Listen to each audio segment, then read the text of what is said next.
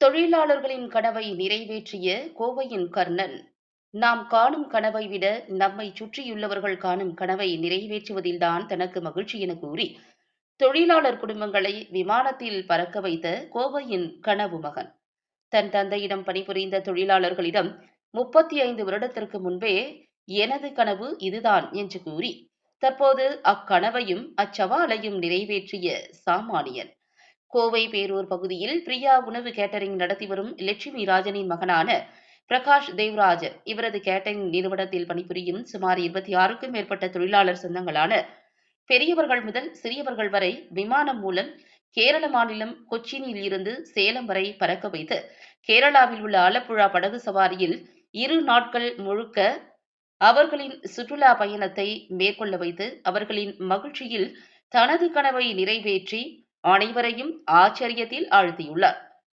தந்தை லட்சுமி ராஜனின் பேரூர் பகுதியில் அமைந்துள்ள பிரியா கேட்டரிங்கில் பணிபுரியும் தொழிலாளர்கள் தங்களின் முதலாளியான லட்சுமி ராஜனின் 6 வயது சிறுவன் பிரகாஷ் தேவ்ராஜன் பெரிதாகி உன்னுடைய கனவு என்ன என்றும் எங்களுக்கெல்லாம் என்ன செய்ய போகிறார் என்று யதார்த்தமாக கேட்டபொழுது, எனது கனவு உங்களையெல்லாம் ஒரு நாள் விமானத்தில் நான் அழைத்து செல்வேன் என்று யதார்த்தமாக 6 வயதில் கூறியதை சவாலாகவும் மற்றவர்களுடைய கனவை நினைவாக்கும் விதமாக சுமார் 35 ஆண்டுகளுக்கு பிறகு தனது தொழிலாளர் சொந்தங்களான தன்னுடைய தந்தை காலத்தில் பணிபுரிந்த சரோஜினி என்கின்ற 75 வயது பெண்மணி உட்பட சுமார் 26க்கும் மேற்பட்ட சிறியவர்கள் முதல் பெரியவர்கள் வரை விமானத்தில் பறக்க வைத்து அவர்களது அக்கனவை நிறைவேற்றியுள்ளார்.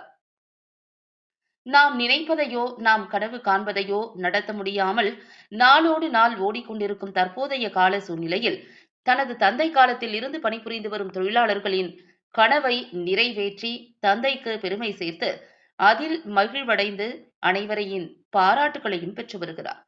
நம்முடன் இருப்பவரை நாம் நன்றாக பார்த்து கொண்டால் நம்மை மேல் இருப்பவன் பார்த்துக் கொள்வான் என்ற சொற்களுக்கு ஏற்றாற்போல இத்தகைய விமான பயண கனவை நிறைவேற்றி தொழிலாளி மற்றும் முதலாளியின் இருவருக்குமான அன்பை வலுவடைய செய்துள்ளார்.